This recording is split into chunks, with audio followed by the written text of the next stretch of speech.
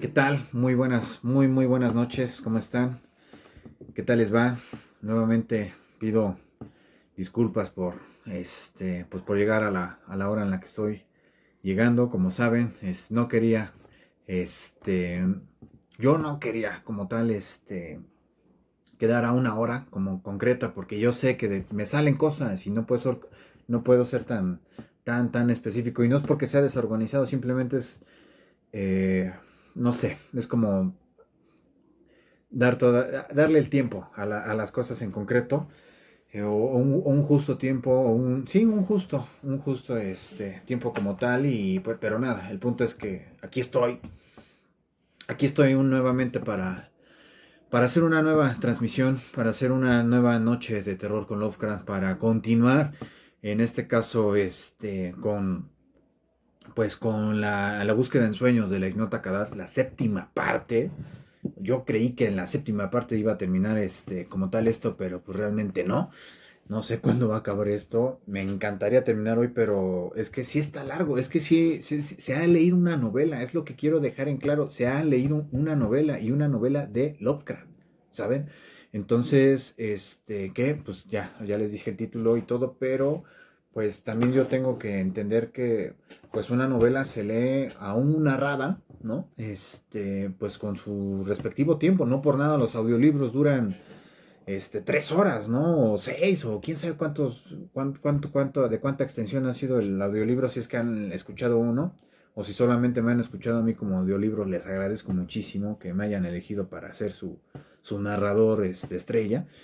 Pero pues nada, en serio, me voy a evitar de chácharas, porque incluso, curiosamente, vengo de un encuentro donde he platicado y he calentado la garganta demasía. Entonces, pues nada, simplemente voy a dejar en claro que, y pues dejar constatado, dejar registrado, dejar aquí en vivo y en todo color que, pues esta es definitivamente la última noche en la que, como les digo, en la que yo voy a hacer esta transmisión desde este cuchitril, desde este cuarto en donde he habitado bastantes años, en este lugar donde, como les decía, pues nació Letras Postcréditos, nacieron estas noches de terror con Lovecraft. De la última vez que van a ustedes ver este fondo como tal detrás, que si no vieron en la última transmisión, pero les comentaba que justamente esto detrás, pues en su momento era parte de un ejercicio desde la preparatoria, en la cual esa materia nos decía, no me acuerdo ni siquiera cuál era, pero nos decía, pues hagan una exposición sobre la carrera ustedes, en la cual ustedes quieren entrar y ustedes quieren estudiar, y pues ilustrenla como ustedes quieran. Entonces la única manera en la que yo podía como tal ilustrar estas cosas, pues era justamente con las fotografías de todos estos filósofos, porque sí, yo en su momento me aventé la carrera de filosofía, no la terminé, por fortuna, pero pues ahí algunas cosas se quedaron, ahí andan flotando como tal. No es que ande filosofando como tal por la vida, pero pues es parte total de mi personalidad, de la persona de quien soy, y podrá notarse hasta cierto punto en ciertas cosas, y definitivamente en capítulos muy concretos definitivamente les he dicho, ¿saben qué? No es que haga referencias directas, pero al menos esta historia, este libro, esta película, esta serie me hizo pensar esto, y por ende pienso lo siguiente. ¿Y a ustedes qué les hizo pensar? Y ahí quedó lo filosófico, llamémosle. Entonces, pues sí, estoy como melancólico, pero estoy muy entusiasmado. Curiosamente vengo entusiasmado, curiosamente vengo feliz y contento de hacer esta última sesión aquí, pero definitivamente van a venir las otras, ¿vale? Definitivamente, o sea, no, esto no se acaba, al contrario, este es un fin, sí, pero a la vez es un inicio. Entonces, gracias, en serio, a ti personalmente, It's Cover, perdona por no aprenderme tu nombre de pila, y a todos aquellos seguidores, aunque sean muy pocos, créanme, ustedes 2, 3, 4, 5 que de repente han sido personas, ustedes esos 5, créanme que ustedes me han animado muchísimo a que sigamos en este rollo, que siga yo haciendo esto, que me permitan yo seguirles compartiendo este entusiasmo, que yo siga compartiéndoles estas historias, que yo siga compartiéndoles este espacio. y pues podamos hablar o pues reunirnos para pues que la literatura y el cine pues hable o nos regocije como tanto, nos hace volar, nos hace maravillar, nos hace trizas y nos hace todo este tipo de cosas. Claramente estoy nervioso porque es el último episodio que yo hago aquí, pero pues nada, basta ahora sí ya como tal de chácharas, basta de tanta cuestión introductoria de la cual ya llevo minutitos haciendo. Y vámonos al texto. Definitivamente tengo que decirles, ¿saben qué? Si esta es la primera vez que ven una transmisión o esta vez que ven un episodio de Letras Postcréditos como tal, temo que voy a tenerles que decir que tengan que retirarse porque esta es una séptima parte como tal de pues de una serie de episodios que se han narrado, pero pues a modo grosso pues es la historia que voy a seguir narrando a continuación, pues es la historia de un individuo que tiene la capacidad de poder hacer sueños lúcidos, y a través de esta capacidad, no lo menciona textualmente, pero lo podemos como tal intuir, a partir de esta capacidad tiene las intenciones de buscar un lugar hiperremoto en aquel país de los sueños, en la cual ni siquiera ahí en esa región alguien ha oído hablar y solamente es un rumor. Es decir, ir a buscar ruinas, ir a buscar un lugar arqueológico antiguo, pero en el país de los sueños. Imagínense toda la serie de cosas que ya hemos llegado o se han narrado, se han ha atravesado el protagonista principal hasta ahorita, para que justamente pues todavía no llegue, pero ya casi se siente cerca, que está por llegar como tal a este inhóspito lugar. Y pues nada, simplemente reitero, la invitación es, perdonen por correrlos, pero tengo que hacerlo para que, o una de dos, o vayan a empezar a ver la primera parte, o consigan el texto y lo leen por ustedes mismos, como siempre les digo.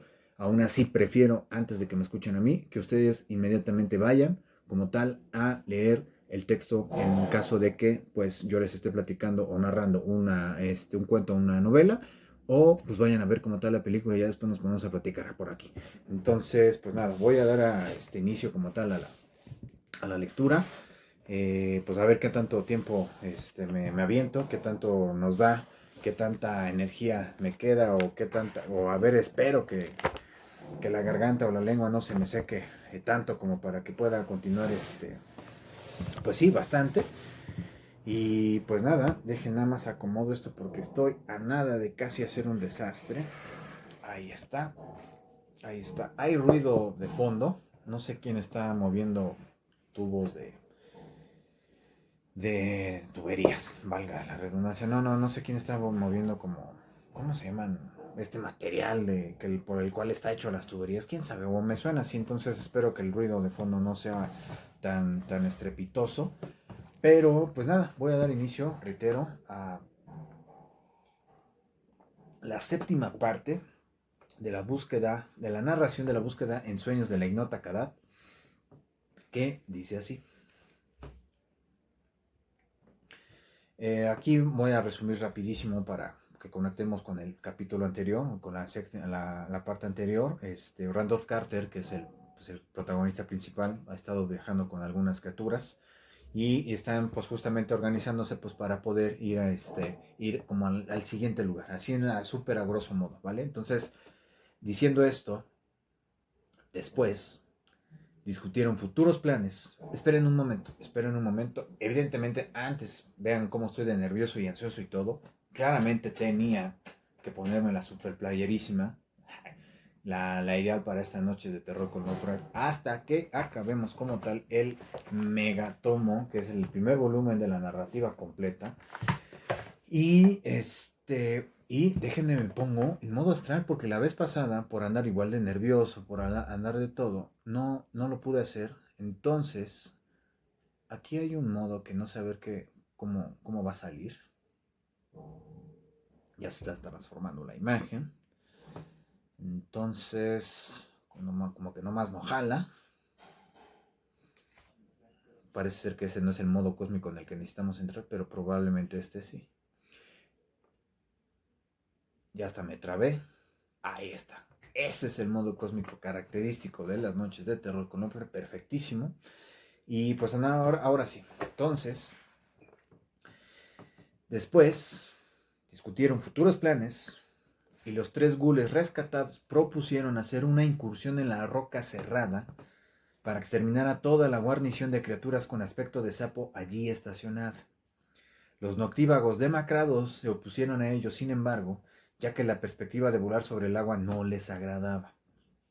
La mayoría de los gules apoyaban el plan, pero no sabían cómo llevarlo a cabo sin la ayuda de los alados noctívagos demacrados. Inmediatamente después Carter, viendo que no sabían gobernar la galera anclada, se ofreció a enseñarles a manejar las grandes hileras de remos, a lo cual ellos accedieron con entusiasmo. El día había amanecido gris, y bajo aquel cielo plomizo del norte, un selecto destacamento de gules subió a bordo de la hedionda galera y tomó asiento en la bancada de remeros. Carter comprobó que estaban bastante dispuestos a aprender, y antes de que anocheciera se habían expuesto haciendo varias travesías de prueba alrededor del puerto. Hasta 3 días después, sin embargo, no consideraron prudente emprender la travesía de conquista. Entonces, adiestrados los remeros e instalados los noctívagos demacrados sin ningún problema en el castillo de proa, la expedición zarpó por fin. Pickman y los otros jefes se reunieron en cubierta y discutieron la manera de acercarse y el procedimiento. Aquella misma noche escucharon los aullidos procedentes de la roca. Su timbre era tal que toda la tripulación de la galera se estremeció visiblemente, pero los que más temblaban eran los 3 gules rescatados, pues sabían exactamente lo que aquellos alaridos significaban. Consideraron preferible no intentar el ataque por la noche, de modo que el barco se puso al pairo bajo las fosforescentes nubes a la espera de que amaneciera un día grisáceo. Cuando hubo suficiente luz y los alaridos se acallaron, los remeros reanudaron su boga y la galera se fue acercando cada vez más a la roca cerrada cuyos picos graníticos parecían desgarrar fantásticamente aquel cielo gris. Los costados de la roca eran muy escarpados, pero de vez en cuando podían verse en algunas salientes las pandeadas paredes de unas extrañas viviendas sin ventanas y los bajos pretiles que protegían las carreteras más concurridas. Ningún barco tripulado por seres humanos había llegado nunca tan cerca de aquel lugar, o al menos ninguno se había acercado tanto y había vuelto a abandonar aquellas costas. Pero Carter y los gules no tenían miedo y siguieron inexorablemente costeando la cara oriental de la roca en busca de los muelles que, según el trío de gules destacados, se hallaban al sur en el interior de un puerto natural formado por escarpados promontorios. Los promontorios eran prolongaciones de la propia isla y estaban tan próximos uno del otro que solo un barco podía pasar entre ellos a un tiempo. No parecía que hubiera vigías en el exterior, de modo que la galera se abrió paso audazmente por aquel estrecho parecido a una cañada y entró en el hediondo puerto de aguas estancadas. Allí, sin embargo, todo era bullicio y actividad. Había varios barcos fondeados a lo largo de un imponente muelle de piedra y veintenas de esclavos casi humanos y bestias lunares en el atracadero transportando cuévanos y cajones o conduciendo indescriptibles y fabulosos horrores enganchados a pesados carromatos. Encima de los muelles había un pueblecito de piedra tallado en un acantilado vertical y de él arrancaba un tortuoso camino que ascendía en espiral hasta perderse de vista en dirección a los salientes más elevados de la roca. Nadie podía decir lo que había en el interior de aquel prodigioso pico de granito que coronaba la isla, pero las criaturas que se veían en el exterior no eran ni mucho menos alentadoras.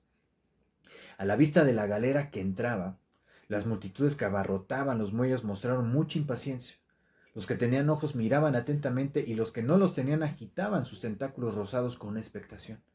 No se habían dado cuenta, por supuesto, de que el barco negro había cambiado de manos, pues los gules se parecen mucho a los casi humanos cornudos y ungulados, y los noctívagos demacrados estaban todos fuera de la vista, bajo cubierta.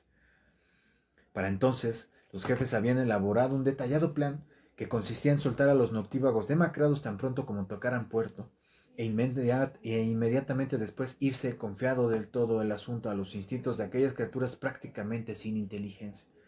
Abandonadas en la roca, lo primero que harían aquellas cornudas criaturas voladoras sería apoderarse de cualquier ser viviente que encontraran allí y después, completamente incapaces de pensar salvo desde el punto de vista de su instinto cazador, olvidarían su miedo al agua y volverían rápidamente al abismo, llevándose a sus hediondas presas a las que darían un destino apropiado en las tinieblas, de donde casi nadie sale con vida. A continuación el ghoul que fue Pickman bajó a la bodega y dio a los noctívagos demacrados sus sencillas instrucciones mientras el barco se acercaba a los ominosos y malolientes muelles. Enseguida se produjo una nueva agitación a todo lo largo del atracadero y Carter comprendió que los movimientos de la galera habían empezado a despertar sospechas. Obviamente el timonel no se dirigía hacia el muelle adecuado y probablemente los que estaban observando habían advertido la diferencia entre los horrorosos gules y los esclavos casi humanos a los que sustituían. Alguien debió de haber dado una alarma silenciosa, ya que casi al mismo tiempo empezó a salir en tropel una horda de metíficas bestias lunares de los pequeños portales oscuros de las casas sin ventanas y a bajar por el tortuoso camino de la derecha. Una lluvia de extrañas jabalinas cayó sobre la galera cuando su proa chocó contra el muelle, matando a 2 gules e hiriendo ligeramente a otro, pero en aquel momento todas las escotillas se abrieron de par en par y arrojaron una nube negra de aleteantes noctívagos demagrados que se abalanzaron sobre el pueblo como una bandada de ciclópeos murciélagos cornudos.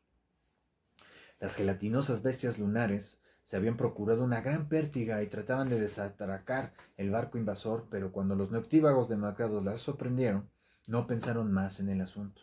Era un espectáculo atroz ver cómo se divertían aquellos seres elásticos y sin rostro haciéndose cosquillas, y era tremendamente impresionante contemplar cómo la espesa nube que formaban se desplegaba por el pueblo y remontaba la tortuosa calzada que conducía más allá.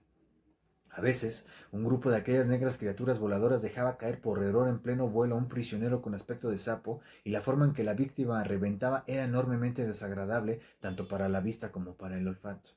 Cuando el último noctívago demacrado hubo abandonado la galera, los jefes de los gules farfullaron la orden de retirada y los remeros bogaron en silencio saliendo del puerto entre los promontorios grises, mientras en el pueblo continuaba el caos de la batalla. El ghoul que fue Pigman concedió varias horas a los noctívagos demacrados para que sus rudimentarias mentes se decidieran a superar su miedo a volar sobre el mar, y mantuvo la galera a 1 milla de distancia de la roca cerrada mientras esperaba y curaba las heridas de los gules lastimados. Cayó la noche y el crepúsculo gris dio paso a la pálida fosforescencia de las nubes bajas, y los jefes no dejaron de observar todo el tiempo los elevados picos de aquella roca maldita por si veían algún indicio del vuelo de los noctívagos demacrados. Hacia la madrugada se vio revolotear tímidamente una mota negra por encima de la cumbre más alta, y poco después la mancha se había convertido en un enjambre. Justo antes de amanecer el enjambre pareció esparcirse y antes de un cuarto de hora había desaparecido por completo en la lejanía hacia el nordeste.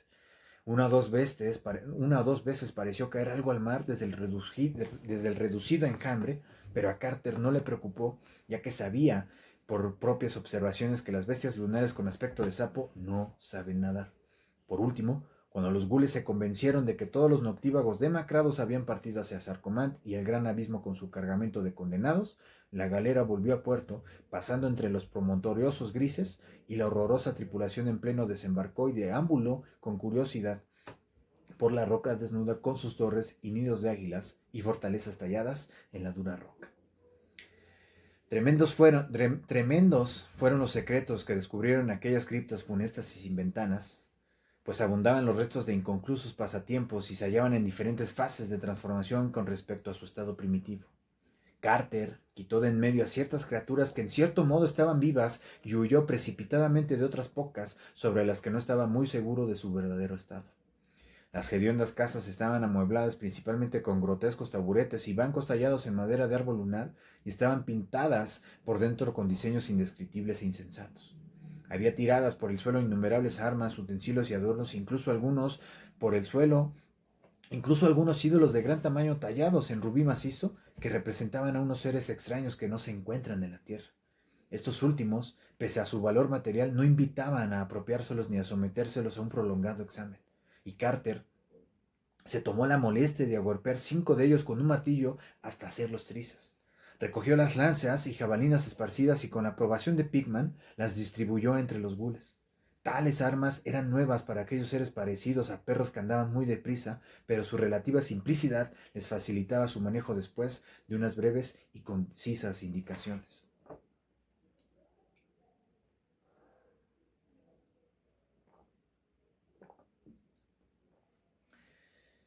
En las partes altas de la roca había más templos que moradas privadas, y en muchas cámaras excavadas se encontraron altares tallados de aspecto terrible, pilas con dudosas manchas y altares destinados al culto de unos seres aún más monstruosos que los bondadosos dioses de Kadat. Desde la parte posterior de un gran templo se extendía un pasadizo bajo y oscuro que Carter siguió con una antorcha por el interior de la roca hasta llegar a un oscuro recinto abovedado de enormes proporciones, cuyas bóvedas estaban cubiertas de tallas demoníacas y en cuyo centro se abría un fétido pozo sin fondo como el del odioso monasterio de Leng, en el que mora solo el sumo sacerdote que no se debe describir. Disculpe, insisto. Lovecraft a su manera me ha enseñado a hablar o a expresarme de alguna manera, porque de esta manera no nos expresamos, mucho menos escribo, pero pues qué bonito, ¿no? Bueno, entonces repito ese punto porque la verdad sí me trabé, como todo un trabalenguas, dice. Desde la parte posterior, y me voy a tomar otro traguito de agua. Sí, es que, insisto. Desde la parte posterior de un gran templo se extendía un pasadizo bajo y oscuro, que Carter siguió con una antorcha por el interior de la roca hasta llegar a un oscuro recinto abovedado de enormes proporciones, cuyas bóvedas estaban cubiertas de tallas demoníacas, y en cuyo centro se abría un fétido pozo sin fondo como el del odioso monasterio de Leng, en el que mora solo el sumo sacerdote que no se debe describir. Ahí está. En la parte opuesta, sumida en la oscuridad, al otro lado del hediondo pozo, le pareció distinguir una pequeña puerta de bronce extrañamente labrada, pero por alguna razón sintió un inexplicable pavor ante la idea de abrirla o incluso de acercarse a ella, y atravesando la cueva, volvió a toda prisa junto a sus desgarbados aliados, que caminaban arrastrando los pies con una tranquilidad y un desenfado que él apenas podía compartir. Los gules habían observado los inconclusos pasatiempos de las bestias lunares y los habían aprovechado a su manera. También habían encontrado un tonel del fuerte vino lunar y lo hacían rodar hacia los muelles para trasladarlo y emplearlo más tarde en sus relaciones diplomáticas. Aunque el trío de gules rescatados, recordando el efecto que les había producido en Dilatlin, aconsejaron a sus compañeros que no lo probaran de ningún modo. En uno de los sótanos próximos al mar había una gran provisión de rubíes procedentes de las minas lunares, tanto en bruto como pulidos, pero cuando los gules comprobaron que no se podían comer, perdieron cualquier interés en ellos. Carter no intentó llevarse ninguno, pues sabía demasiadas cosas de los que los habían extraído.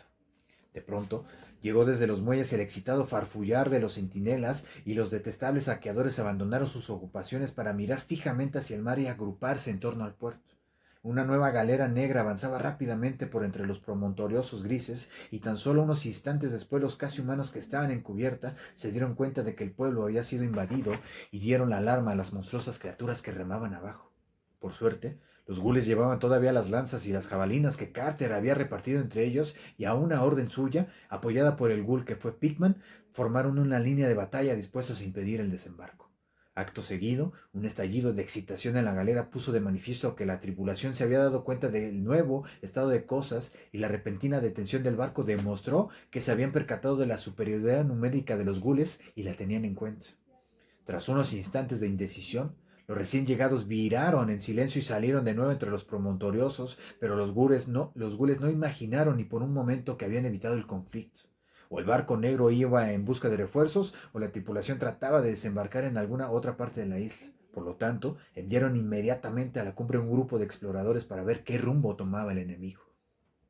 Muy pocos minutos después regresó un ghoul sin resuello afirmando que las bestias lunares y los casi humanos estaban desembarcando en la parte de fuera del más oriental de los escarpados promontoriosos grises, y que subían por sendas ocultas y salientes que una cabra apenas podría pisar sin exponerse.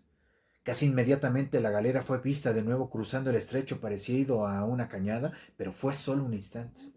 Unos momentos más tarde, un segundo mensajero descendió jadeante, afirmando que otro grupo estaba desembarcando en el otro promontorio. Ambos grupos eran mucho más numerosos de lo que el tamaño de la galera permitía suponer. El propio barco, movido con lentitud por solo una fila de remos, no tardó en aparecer entre los acantilados y se puso al pairo en el fétido puerto como para presenciar el combate que se avecinaba y estar preparado para intervenir si fuera necesario.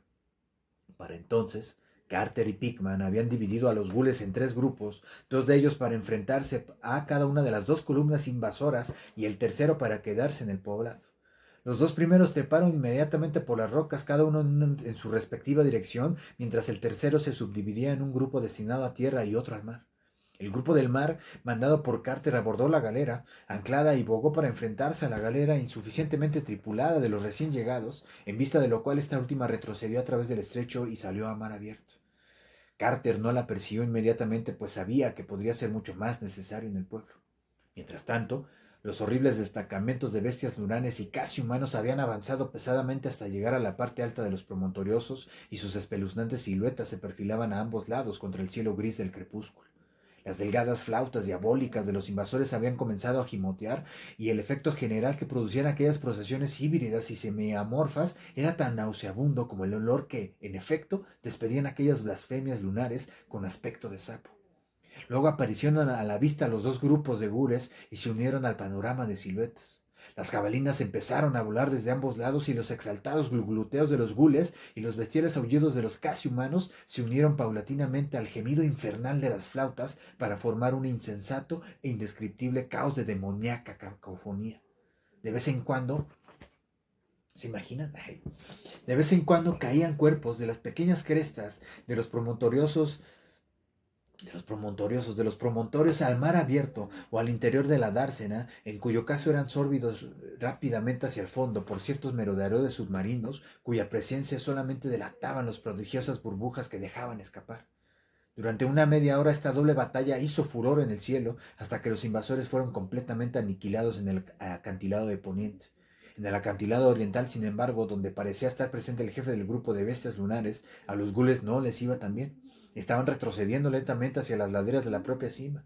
Pigman había enviado rápidamente refuerzos a aquel frente con el grupo del pueblo que tanto había ayudado en las primeras fases del combate. Luego, cuando hubo terminado la batalla en el flanco occidental, los victoriosos supervivientes acudieron a toda prisa en ayuda de sus apurados compañeros, cambiando la suerte de la contienda y obligando a los invasores a retroceder de nuevo por la estrecha cresta del promontorio. Para entonces todos los casi humanos habían muerto, pero el último de los horrores con aspecto de sapo y luchaba desesperadamente haciendo grandes lanzas con sus poderosas repugnantes patas. Ya no había tiempo para utilizar las jabalinas, y la lucha se convirtió en un duelo cuerpo a cuerpo, en el que los lanceros solo podían enfrentarse en pequeño número por lo estrecha que era la cresta. A medida que aumentaba la furia y la temeridad, el número de los que caían al mar era cada vez mayor. Los que se dirigieron al puerto encontraron una muerte horrenda en las fauces de aquellas invisibles criaturas burbujeantes, pero algunos de los que enfilaron hacia mar abierto pudieron nadar hasta el pie de los acantilados y mantenerse a flote en los escollos, mientras la indecisa galera del enemigo salvaba varias bestias lunares. Los acantilados no se podían escalar, salvo donde los monstruos habían desembarcado, de modo que ninguno de los gules que habían alcanzado los escollos pudo reincorporarse al frente de batalla. Algunos de ellos murieron abatidos por las jabalinas lanzadas desde la galera enemiga por las bestias lunares que estaban en lo alto del promontorio, pero unos cuantos sobrevivieron y pudieron ser rescatados. Cuando la seguridad de los grupos que habían desembarcado pareció garantizada, la galera de Carter salió de entre los promontorios y se dirigió hacia el barco enemigo, que se encontraba lejos mar adentro, deteniéndose a rescatar todos los gules que se mantenían a flote en los escollos o nadaban todavía en el océano. A varias bestias lunares que habían sido arrojadas a los escollos o a los arrecifes, las quitaron de en medio rápidamente. Finalmente, cuando la galera de las bestias lunares se hubo alejado sin ningún percance y el ejército invasor se concentró en un sitio, Carter desembarcó una fuerza considerable en el promontorio oriental a espaldas del enemigo, después de lo cual la lucha fue realmente efímera. Atacadas en dos frentes, las asquerosas criaturas que se revuelcan fueron rápidamente cortadas en pedazos o arrojadas al mar, hasta que por la tarde los jefes de los gulos reconocieron que la isla había quedado otra vez libre de ellas. La galera enemiga, entre tanto, había desaparecido, y se decidió que sería mejor que evacuaran la horrible roca cerrada antes de que pudieran reunir y lanzar contra los vencedores otra irresistible horda de horrores lunares.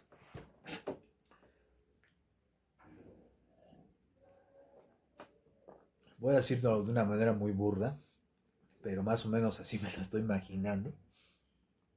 Imagínense una batalla entre dos barcos como en Piratas del Caribe, donde pues sí, o sea, las criaturas como en el Perla Negra, como los que se hacían esqueleto junto con los de David Jones, pero imagínense todavía criaturas más espantosas atacándose entre sí, creo yo. No sé qué ustedes están imaginando, pero por ahí va la cosa y ha sido fumada y esto es Lovecraft. Pero que incluso todavía incluya una batalla entre barcos a lo pirata. De modo que... Voy a traer otro traguito.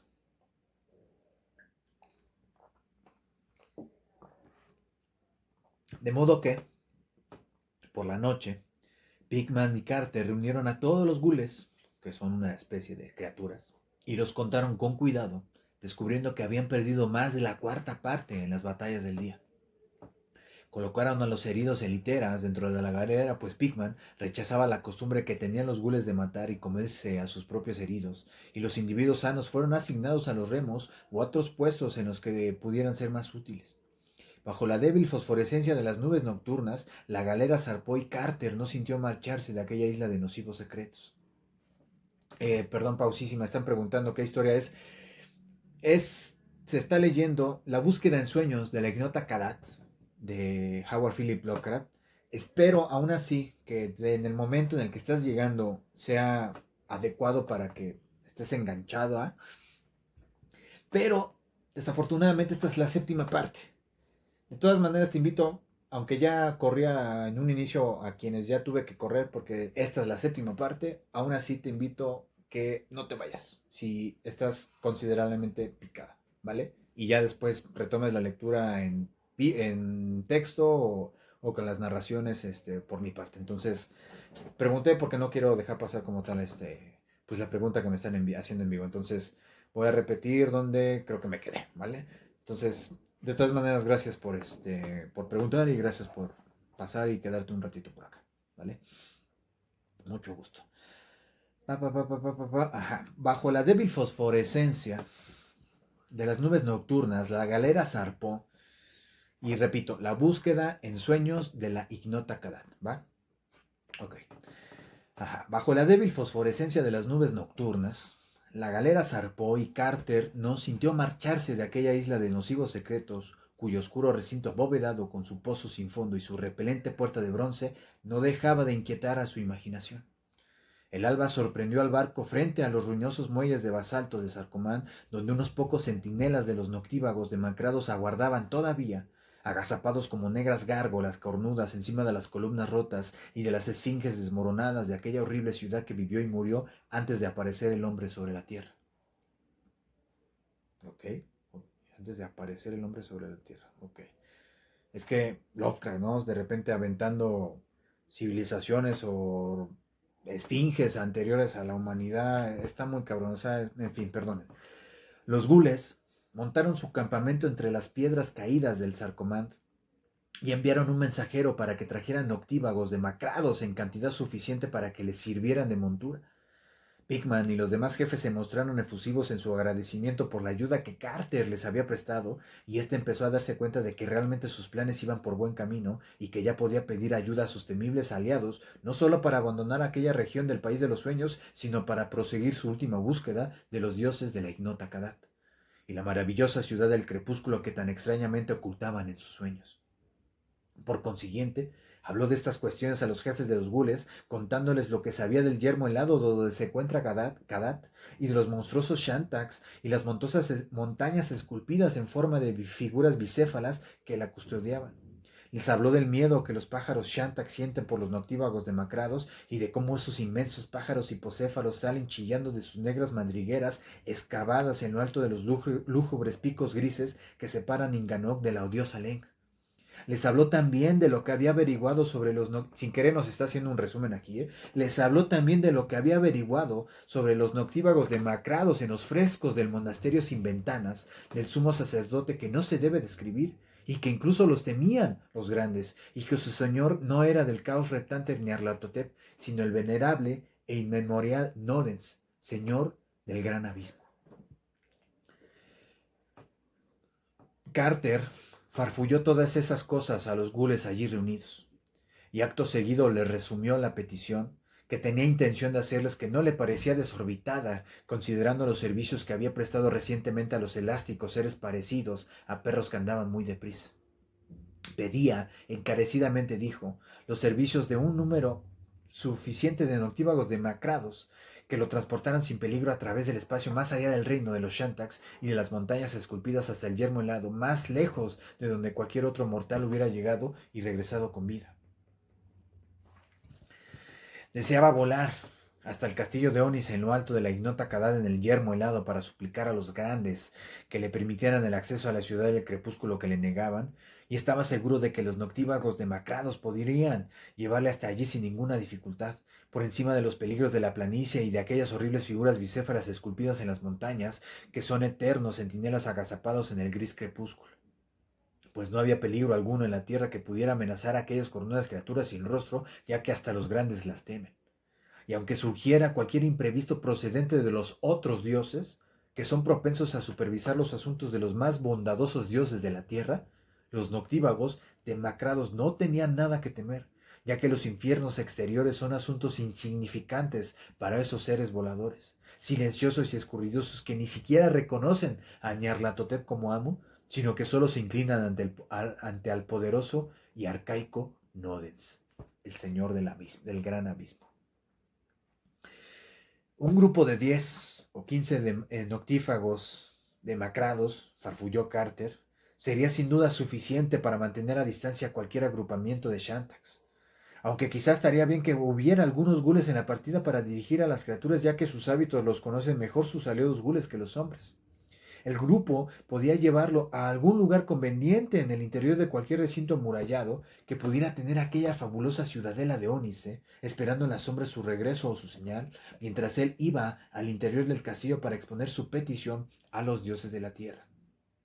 Si algunos gules decidían escoltarlo hasta el salón del trono de los grandes, él se alegraría, pues su presencia podría añadir más peso e importancia a su súplica. Sin embargo, no insistió, sino solamente pidió que le transportaran de ida y vuelta al castillo en lo alto de la ignota Kadat, siendo su última etapa o bien la maravillosa ciudad del crepúsculo, en el caso de que los dioses se mostraran propicios, o el regreso a la tierra, a la puerta del sueño profundo, en el bosque encantado, si sus súplicas resultaban infructuosas. A ver. Sin embargo, no insistió, sino solamente pidió que le transportaran de ida y vuelta al castillo en lo alto de la ignota Kadat, siendo su última etapa o bien la maravillosa ciudad del crepúsculo, en el caso de que los dioses se mostraran propicios, o el regreso a la tierra, a la puerta del sueño profundo, en el bosque encantado si sus súplicas resultaban infructuosas. Mientras Carter hablaba, todos los gules escucharon con gran interés, y a medida que pasaba el tiempo, el cielo se fue oscureciendo con nubes de noctívagos demacrados que los mensajeros habían ido a buscar.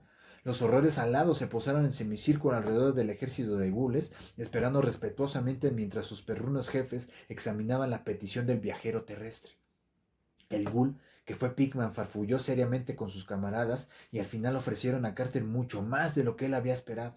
Como había ayudado a los gules en su lucha contra las bestias lunares, ellos le ayudarían en su osado viaje a las regiones de las que nadie había regresado nunca. No solo le prestarían unos cuantos noctívagos demacrados aliados suyos, sino todo el ejército allí acampado. Los veteranos luchadores gules y los noctívagos demacrados recién congregados, a excepción únicamente de una pequeña guarnición para custodiar la galera negra cautiva y el botín procedente de la roca cerrada en el mar. Emprenderían el vuelo cuando él quisiera, y una vez llegados a Kadat, una adecuada comitiva de gules le acompañaría con gran pompa mientras él hiciera su petición a los dioses de la tierra en su castillo de Ónice. Incluso, ¿saben qué? Se me estoy imaginando un poco, o las dimensiones, en tanto escenario y cantidad de criaturas y todo, un poco a los Señor de los Anillos. Imaginémonos cuando están todos los caballeros de Rohan, ¿no? Así uniéndose, o, ¿saben? O todos los orcos así enormes en la cantidad del ejército. Así me imagino que a él le dan todo un ejército. O sea, de esas dimensiones es la exploración, es la aventura, ¿saben? Así más o menos me lo imagino. No quiero hacer como puentes ni conexiones de que uno se inspiró en otro. No, no, no, no, no, no, no, no. Pero esas dimensiones me las imagino con esto y wow, ¿sabes? O sea, y no he leído El Señor de los Anillos, pero claramente las películas sí. Entonces, en fin. Y mira, alguien está de acuerdo y está exclamando que sí, ¿no? Conmovido por una gratitud y una... Casi me imagino a Randolph Carter casi como como Aragorn, o sea, como figura principal que está detrás con un ejército suyo, ¿no? Nada más para terminar la referencia bien. Obviamente no me imagino a Carter así, me lo imagino distinto, pero bueno. Ajá. Conmovido por una gratitud y una satisfacción imposible de expresar con palabras, Carter trazó los planes para su audaz viaje con los jefes de los gules. Decidieron que el ejército volaría alto por encima de la odiosa Leng con su indescriptible monasterio y sus malvados pueblos de piedra, deteniéndose únicamente en los enormes picos grises para consultar a los atemorizados Shantax, cuyas madrigueras forman laberintos en sus cumbres. Luego, de acuerdo con el asesoramiento que pudieran obtener de sus habitantes, decidirían la ruta definitiva y se acercarían a la ignota Kadat a través del desierto de las montañas esculpidas al norte de Inganok, o bien se remontarían a regiones más septentrionales de la repugnante Leng. Perrunos los unos y desalmados los otros, a los gules y a los noctívagos demacrados no les asustaba lo que pudieran descubrir en aquellos desiertos inexplorados, ni sentían ningún temor disuasorio al pensar en Kadat, que se alzaba en solitario con su misterioso castillo de ónice. Hacia el mediodía, los gules y los noctívagos demacrados se prepararon para el vuelo. Escogieron cada gul un par idóneo de monturas cornudas que lo transportara. Carter se colocó a la cabeza de la columna al lado de Pigman y delante de todos, a modo de vanguardia, una doble fila de noctívagos demacrados sin jinete. A un enérgico gluglúteo de Pigman, el aterrador ejército se elevó como una nube de pesadilla por encima de las columnas rotas y de las esfinges desmoronadas de la primordial Sarcomán cada vez más alto, hasta que incluso el gran acantilado de basalto que había detrás de la ciudad desapareció y empezó a verse el frío y estéril altiplano de las afueras de Lenk. Hasta me duele la cabeza de tanta imaginación. La tétrica hueste voló todavía más alto, hasta que incluso aquel mismo... No, bueno, no me duele, pero sí siento el esfuerzo. Hasta que incluso aquel mismo altiplano comenzó a empequeñecerse debajo de ellos, y cuando se dirigieron hacia el norte y sobrevolaron la horrorosa meseta azotada por el viento, Carter vio otra vez, estremecido, el círculo de toscos monolitos y el chato edificio sin ventanas que sabía que albergaba aquella horrible blasfemia con máscara de seda, de cuyas garras había escapado por poco. Esta vez no descendieron cuando el ejército cruzó como una bandada de murciélagos por encima del desolado paisaje, pasando a gran altura sobre las tenues hogueras de los malsanos pueblos de piedras, ni se detuvieron a observar las morbosas contorsiones de las criaturas casi humanas con pezuñas y cuernos que allí danzan y tocan la flauta permanentemente. Una vez vieron un pájaro shanta que volaba sobre la planicie, pero cuando éste los vio chilló de manera muy desagradable y se alejó hacia el norte batiendo las alas como un loco, preso de un pánico absurdo. Espero estén tomando algo para que me acompañen a beber este brebaje, que es agua.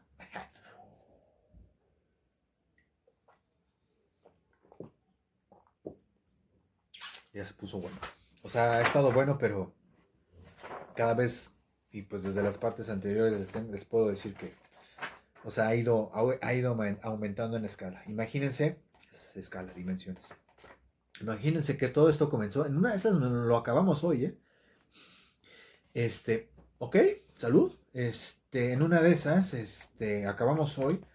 Pero imagínense que esto comenzó solamente caminando, llegando a un puerto, llevándolo en una canoa, de repente en un barco, de repente lo secuestran y de repente se encuentra con un ejército de gatos y de repente, o sea, no, está muy cabrón. Esto está muy cabrón, está muy cabrón. Está muy cabrón. Insisto, vayan mejor a leerlo que a escucharme a mí. Y te los juro, Lovecraft es muchísimo, mil veces. Gracias, Lovecraft, por manifestarte ahorita, por prestarme tu esencia tantito y meterle tantita pasión a esto. Pero pues nada, pues, ojalá, espero lo estén disfrutando como yo esta noche. Y insisto, probablemente hoy lo terminemos. Y esta última noche en la que hoy transmito esto aquí en el Cuchitril, terminemos la búsqueda en sueños de la Ignota Kadat. Entonces, un último traguito más. Déjenme conecto. Ahí está. Ya casi se me acaba el agua, dice. Otro punto que tengo que seguir recalcando porque hasta a mí se me olvida. Estamos en el país de los sueños. O sea, ya llevan días sucedidos dentro de un sueño, ¿eh? O dentro de la dimensión de los sueños. Está muy cabrón esto. Al atardecer llegaron, o sea, al atardecer llegaron a los... No, no ha pasado una hora, un día, días. Al atardecer llegaron a los cerrados picos grises que forman la barrera de Inganok y revolotearon en torno a esas extrañas cuervas que hay cerca de las cumbres que tanto aterraban a los Shantaks, según Carter recordaba. Ante los insistentes gluteos de los jefes de los gules, brotó de cada madriguera una oleada de negras criaturas voladoras con cuernos, con las que los gules y los noctívagos demacrados del grupo conferenciaron largo y tendido por medio de gestos desagradables. Pronto, quedó claro que la mejor ruta sería atravesar el yermo helado que se extiende al norte de Inganok, ya que los tramos en dirección norte hacia Leng están llenos de trampas invisibles que aborrecen incluso los noctívagos demacrados. Pésimas influencias concentradas en ciertos edificios semiesféricos de color blanco construidos sobre extrañas lomas que la tradición popular relaciona con los otros dioses y su caos reptante Nyarlathotep. Aquellos seres que revoloteaban por encima de los picos no sabían casi nada de Kadat, salvo que debía ser cierta ciudad maravillosa e imponente que había más al norte, sobre la que los Shantaks y las montañas esculpidas montan la guardia. Insinuaron que se rumoreaba que existían ciertas anormalidades desproporcionadas en aquellos territorios inexplorados que hay más allá, y recordaron vagos cuchicheos acerca de un reino donde la noche dura eternamente, pero no pudieron aportar ningún dato concreto. De modo que Carter y su grupo les dieron las gracias amablemente y cruzando las más altas cimas de granito que dominan los cielos de Inganok, descendieron por debajo del nivel de las fosforescentes nubes nocturnas y vieron a lo lejos aquellas terribles gárgolas agazapadas que fueron montañas hasta que una mano titánica esculpiera en su roca virgen la imagen del horror. Estaban agazapadas en un semicírculo infernal, sus patas sobre la arena del desierto y sus mitras atravesando las luminosas nubes siniestras parecidas a lobos, con rostros furiosos en sus dobles cabezas y la mano derecha levantada, safia y malévolamente, observando los confines del mundo de los hombres y vigilando horrorizadas las extensiones de un frío mundo septentrional que no es humano.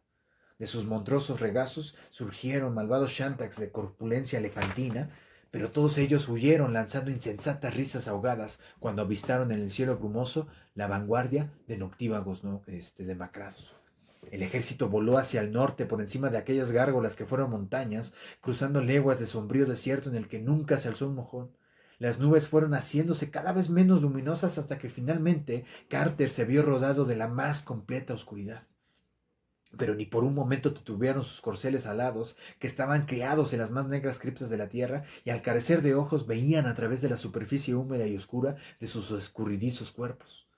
Y siguieron volando y volando, más allá de vientos cargados de dudosos olores y de ruidosos de dudosa procedencia, siempre rodeados de la más espesa oscuridad, y recorrieron distancias tan prodigiosas que Carter se preguntó si no habrían dejado atrás el país de los sueños terrestres, güey. O sea, en fin.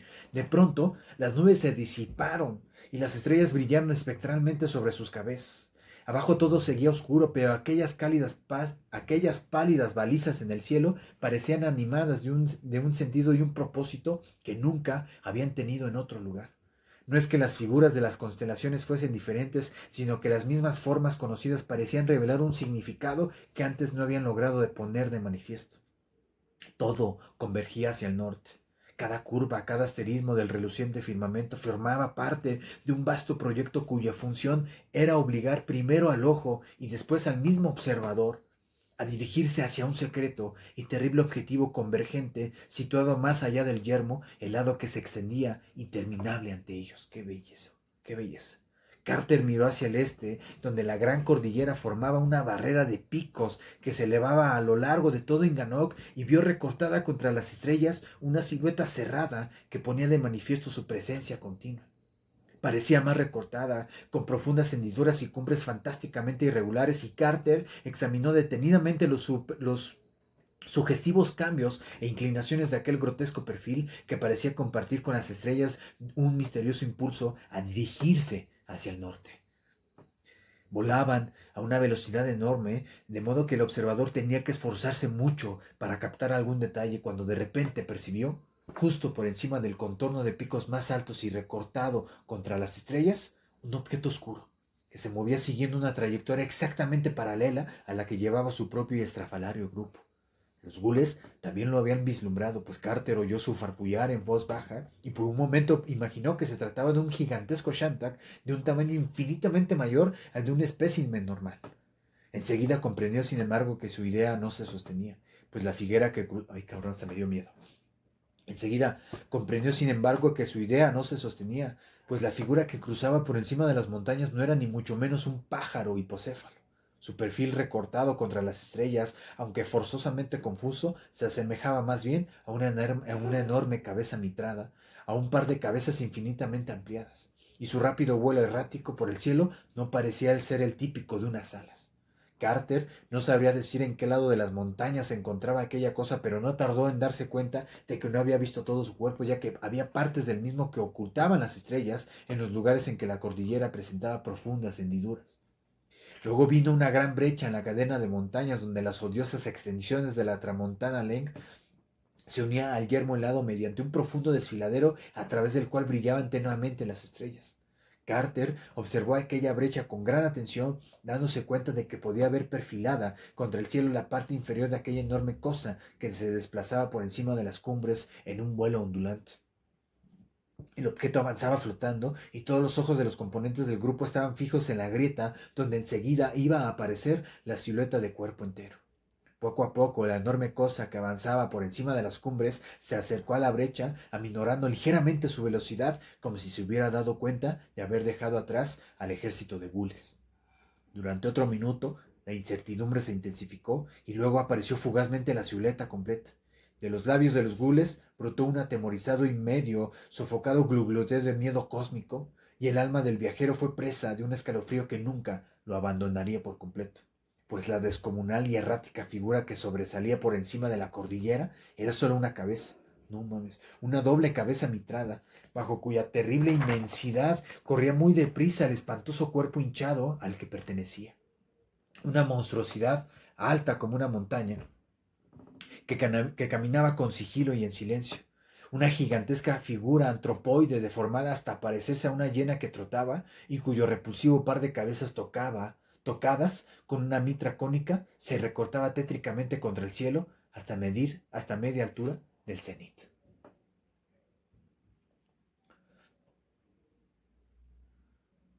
Ah, caray, perdón.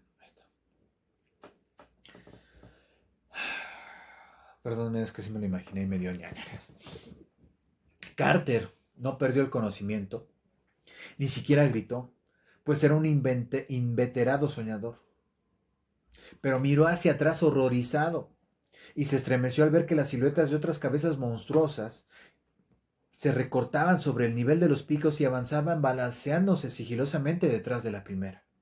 Y justo detrás, tres de las impresionantes figuras talladas en la montaña, plenamente visibles contra las estrellas australes, caminaban sigilosa y pesadamente a la manera de lobos, inclinando sus altas mitras en el aire a varios miles de pies de altura.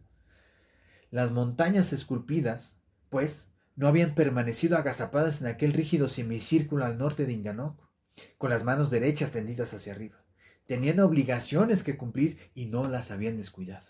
Pero era horrible que no hablaran nunca, e incluso que no hicieran el menor ruido al andar. Aquí me aparece una nota al pie de página que voy a leer rapidísimo. Hace unas buenas páginas que no me aparece una. Y ajá, aquí solo está haciendo una referencia a una sugestiva imagen de montañas sobre un texto de un tal Lord Dunsany en los dioses de la montaña. Un texto, o sea, una referencia ahí nada más. Guiño, guiño, por decirlo así.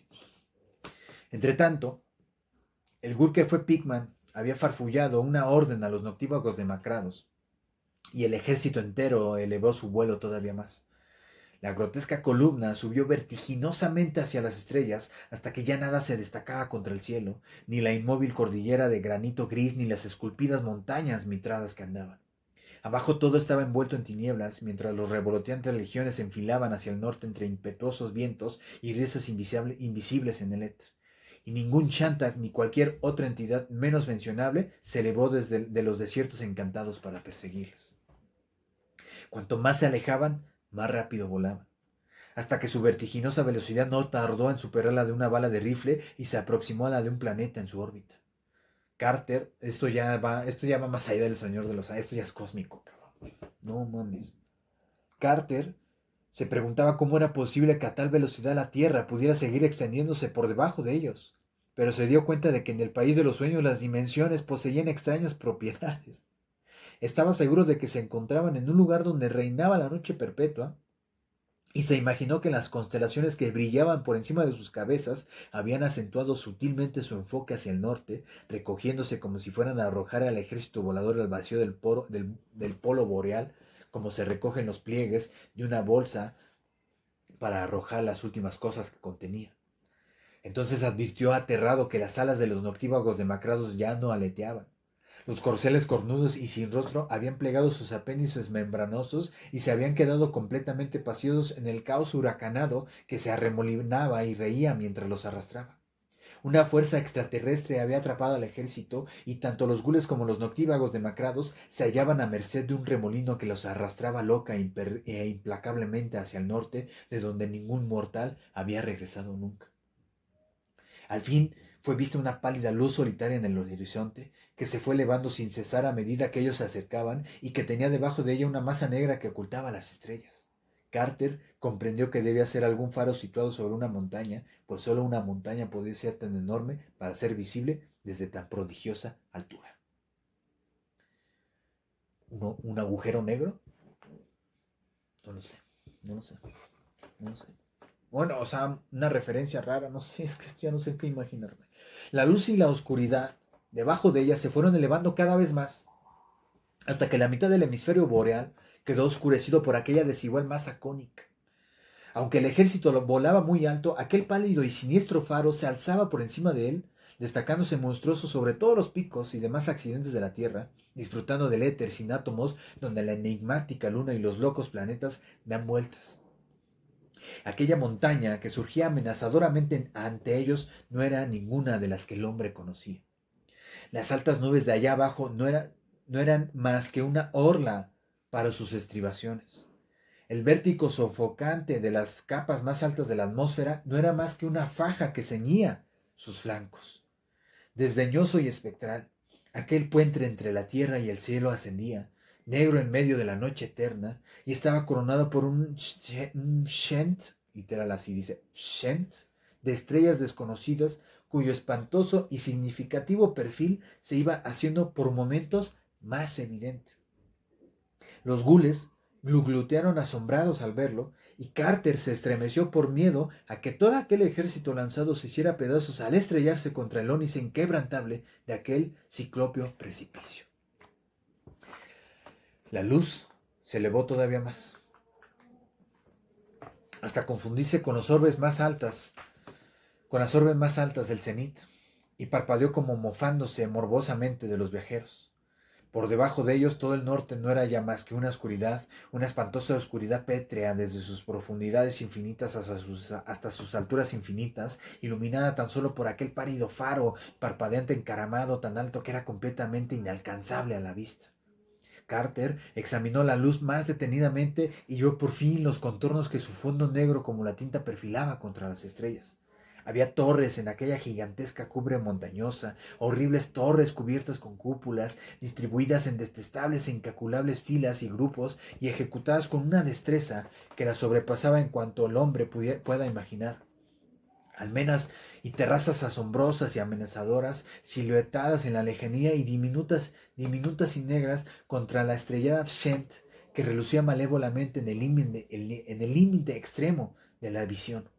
Coronado aquella inconmensurable montaña había un castillo imposible de imaginar para un humano, y en él brillaba la luz del demonio. Entonces Randolph Carter comprendió que su búsqueda había terminado y que estaba viendo encima de él el objetivo de todas sus prohibidas andanzas y audaces visiones, la fabulosa, la increíble morada de los grandes, en lo alto de la ignota Kadat. Al fin, güey, al fin llegó. No mames, no, es que no, pero... Ni Asgard, ni Asgard de Marvel, cabrón. No, no, está muy cabrón esto. En cuanto se dieron cuenta, en cuanto se dio cuenta de eso, Carter notó un cambio en la trayectoria del grupo succionado irremediablemente por el viento. Se estaban elevando abruptamente y estaba claro que el destino de su vuelo era el castillo de Ónice donde brillaba la luz pálida. Estaban tan cerca de la gran montaña negra que sus laderas pasaban vertiginosamente junto a ellos mientras se precipitaban a las alturas, y en la oscuridad no podían distinguir nada en ella. Las tenebrosas torres de aquel castillo en sombras se asomaban cada vez más enormes y Carter pudo constatar que eran casi blasfemas en su inmensidad.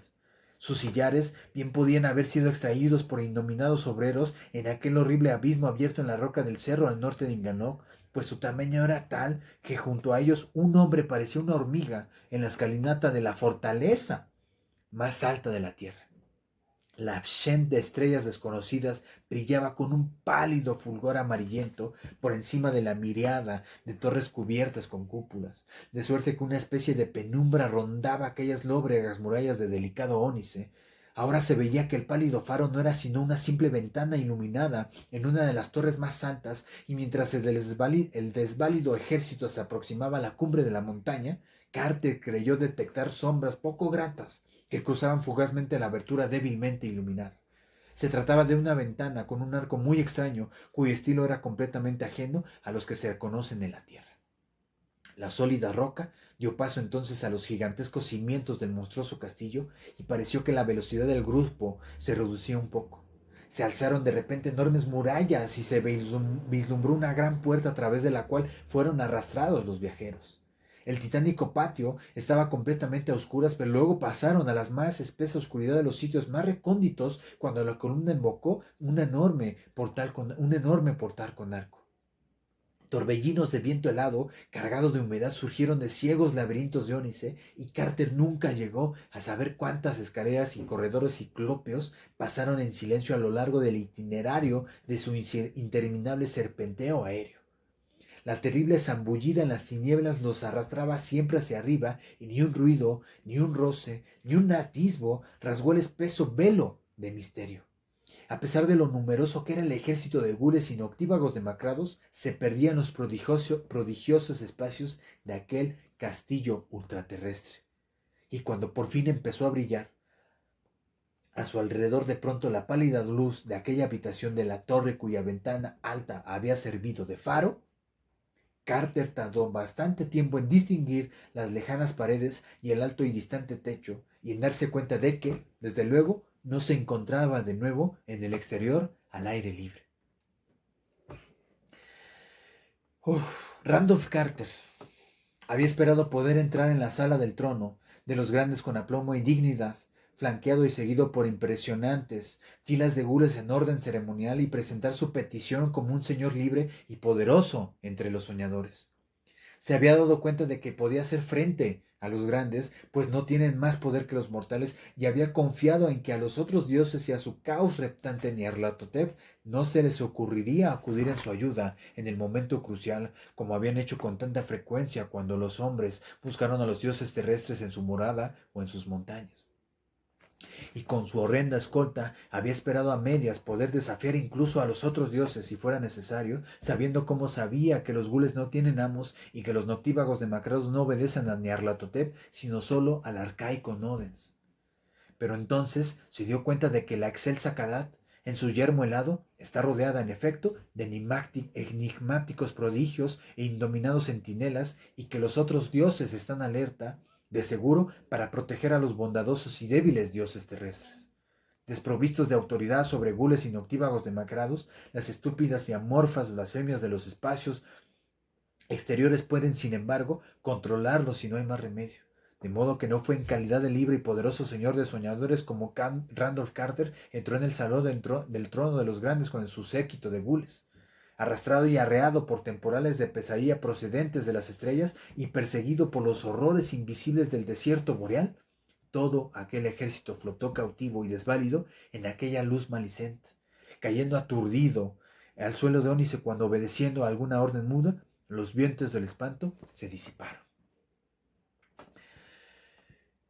Antes que nada, quiero agradecerles su compañía que me han proporcionado a lo largo de todo este tiempo. Antes de continuar y antes de casi terminar, tengo que avisarles que, híjole, faltan 2, 4, 6, 8, 10, 12 páginas. No les culpo si quieran retirar, si quieran pausarse así, no pasa nada. Yo ya estoy enfiladísimo. Hoy termino, definitivamente hoy termino. Quiero saber ya en qué acaba literal. Ha sido un proceso, ha sido todo un viaje que incluso no he querido tener en sueños definitivamente.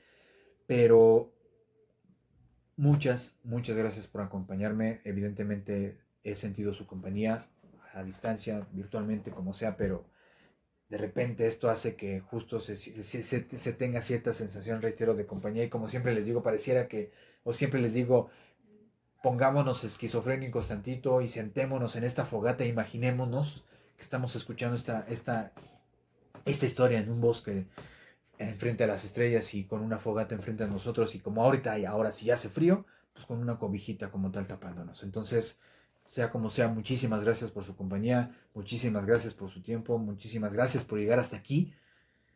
Espero les esté gustando, a mí ya definitivamente me fascinó y pues nada, vamos a terminarlo, vamos a darle, ¿vale? Gracias, en serio.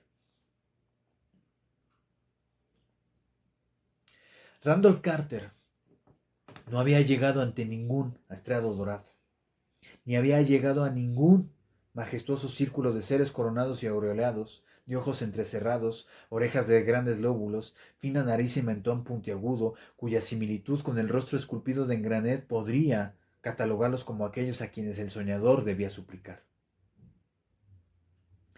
Aparte de aquella única habitación de la torre, el castillo de Onis en lo alto de Cadán estaba a oscuras, y sus dueños no estaban presentes. Carter había llegado a la ignota Cadán en el yermo helado, pero no había encontrado a los dioses. Sin embargo, la macilenta luz todavía brillaba en aquella habitación de la torre cuyas dimensiones eran ligeramente inferiores a todas las demás y cuyas lejanas paredes y techo casi se perdían de vista en las finas nieblas que ascendían en espirales. Era cierto que los dioses terrestres no estaban allí, pero no podían faltar otras presencias más sutiles y menos visibles. Donde están ausentes los bondadosos dioses de las tierras, los otros dioses no dejan de estar representados. Y ciertamente el castillo de Oniso por antonomasia estaba lejos de hallarse deshabitado. Carter no podía imaginar de ninguna manera qué formas extravagantes revestía el terror la próxima vez. Presentía que habían estado esperando su visita y se preguntaba con qué minuciosidad le habría estado vigilando el caos reptante Nyarlathotep desde el principio. Pues a Nyarlathotep, horror de formas infinitas y pavorosa alma y mensajero de los otros dioses, a quien sirven las fungosas bestias lunares, y Carter se acobardó de la galera negra que había desaparecido cuando el rumbo de la batalla cambió para las anormalidades con aspecto de sapo en la cerrada roca que emerge del mar. Reflexionando sobre estas cosas, le temblaban las piernas en medio de su destacamento de pesadilla cuando sonó sin avisar por todo aquel ilimitado aposento débilmente iluminado el horrible toque de una trompeta demoníaca. 3 veces resonó aquel tremendo chillido de bronce y cuando se desvanecieron los ecos del tercer toque, Randolph Carter se dio cuenta de que estaba solo. ¿A dónde, por qué y cómo habían sido escamoteados en sus propias narices los gules y los noctívagos demacrados era algo que no podía adivinar. Lo único que sabía era que de repente se encontraba solo y que cualesquiera que fuesen los poderes invisibles que acechaban socarronamente a su alrededor no pertenecían al amistoso país de los sueños de la tierra. Acto seguido llegó un nuevo sonido de los más lejanos confines del aposento. Era también un ritmo de trompeta, pero de un tipo completamente distinto a los 3 toques estridentes que habían dispersado a su espeluznante cohorte. En aquella débil fanfarria resonaba todo el prodigio y la dulzura de los sueños etéreos. Exóticos panoramas de inimaginable belleza brotaban de cada extraño acorde y de cada cadencia sutilmente ajena. Aromas de incienso venían a emparejarse con aquellas notas excelsas, y por encima de su cabeza comenzó a brillar una gran luz cuyos colores cambiantes obedecían a ciclos desconocidos en el espectro terrestre y seguían el ritmo de las trompetas con asombrosas armonías sinfónicas. Unas antorchas llamaron a lo lejos y un redoble de tambores vibró cada vez más cerca entre oleadas de tensa expectación. De las finas nieblas y de la nube de extraño incienso salieron 2 columnas paralelas de gigantescos esclavos negros vestidos con taparrabos de seda iridiscente. Sobre la cabeza portaban grandes antorchas de reluciente metal a modo de casco que esparcían en espirales humeantes la fragancia de desconocidos bálsamos. En la mano derecha llevaban varitas de cristal cuyas extremidades estaban talladas en forma de impúdicas quimeras, mientras que en la mano izquierda empuñaban largas y finas trompetas de plata que soplaban por turnos. Llevaban brazaletes y ajorcas unidas a pares a una larga cadena de oro que les obligaba a andar pausadamente. Enseguida se advertía que se trataba de auténticos hombres negros del país de los sueños terrestres, pero parecía menos probable que sus ritos y vestidos procedieran realmente de la tierra. Las columnas se detuvieron a unos 10 pasos de Carter y a continuación cada uno de ellos llevó de pronto la trompeta a sus gruesos labios. Siguió un toque frenético y estático, pero más desaforado todavía fue el grito que brotó inmediatamente después de sus oscuras gargantas, cuya estridencia parecía deberse, en alguna medida, a una extraña habilidad. Entonces, por la amplia senda que separaba ambas columnas, avanzó a grandes zancadas una figura solitaria, una figura alta y delgada con el rostro joven de un antiguo faraón, vistiendo con despreocupación llamativos ropajes y coronado por un shen dorada que relucía con luz propia. Aquella regia figura, cuyo porte alivio y facciones morenas tenían la fascinación de un dios aciago y un arcángel caído, y en cuyos ojos acechaba el lánguido destello de un humor caprichoso, se acercó a Carter. Habló, y su melodioso tono de voz pareció un murmullo de la suave música de las corrientes del Lete. Otra nota al pie de página, que estas corrientes del Lete hacen referencia al río o la fuente del olvido de la mitología griega, situado en el mundo subterráneo, es decir, en el Hades, de cuyas aguas bebían las almas de los muertos para olvidar su vida anterior, después de haber sido confinadas durante algún tiempo en las regiones más profundas del Tártaro. No, pues este señor hasta, ¿qué no leyó, güey? ¿Qué no leyó? Randolph Carter, dijo la voz, has venido a ver a los grandes, cosa que la ley prohíbe a los hombres. Los vigilantes lo han revelado y los otros dioses han gruñido mientras giraban y daban volteretas despreocupadamente al son de las finas flautas en el negro vacío final donde mora el sultán de los demonios cuyo nombre ningunos labios se atreven a pronunciar en voz alta. Cuando Barzai el sabio escaló el Hatekla para ver danzar y dar alaridos a los grandes por encima de las nubes a la luz de la luna, nunca más regresó. Los otros dioses estaban allí e hicieron lo que cabía esperar. Senik Daforá trató de llegar a la ignota Kadad en el yermo helado y ahora su cráneo está engastado en un anillo que lleva en el dedo meñique alguien a quien no hace falta que no. Pero tú, Randolph Carter, has arrostrado todos los peligros del país de los sueños del mundo terrestre y todavía te consume el ardor de tu búsqueda. No has venido solo por curiosidad, sino como quien procura cumplir con su deber y nunca has dejado de venerar a los bondadosos dioses de la tierra. Sin embargo, esos mismos dioses te han mantenido alejado de la maravillosa ciudad del crepúsculo que soñaste, y lo han hecho movidos exclusivamente por su propia y mezquina codicia, porque en verdad ansiaban la sobrecogedora belleza de esa ciudad que tu fantasía había forjado, y juraron que en adelante ningún otro lugar será su morada. Han abandonado su castillo en la ignota Kadak para vivir en tu ciudad maravillosa. Durante el día se divierten en sus palacios de mármol veteado y cuando el sol se pone salen a los perfumados jardines para contemplar el dorado esplendor de los templos y columnatas, los puentes arqueados y las tazas de plata de las fuentes, las amplias calles flanqueadas de urnas llenas de flores y de estatuas de marfil en relucientes hileras. Y cuando llega la noche, suben a las altas terrazas y se sienten al relente en bancos tallados en pórfido a escudriñar las estrellas. O se inclinan sobre blancas balaustradas a contemplar los empinados declives de la ciudad en dirección norte, donde, una a una, las ventanitas de edificios con viejos tejados picudos a dos aguas resplandecen suavemente en la sosegante luz amarillenta de las velas caseras. A los dioses les gusta tu maravillosa ciudad, y ya no se comportan como tales. Han olvidado las altas regiones de la tierra y las montañas que conocieron de jóvenes. La tierra ya no tiene dioses que sean propiamente tales y solo los otros dioses de los espacios exteriores dominan la olvidada Kadat. Lejos, en un valle de tu propia niñez, Randolph Carter, juegan los despreocupados grandes.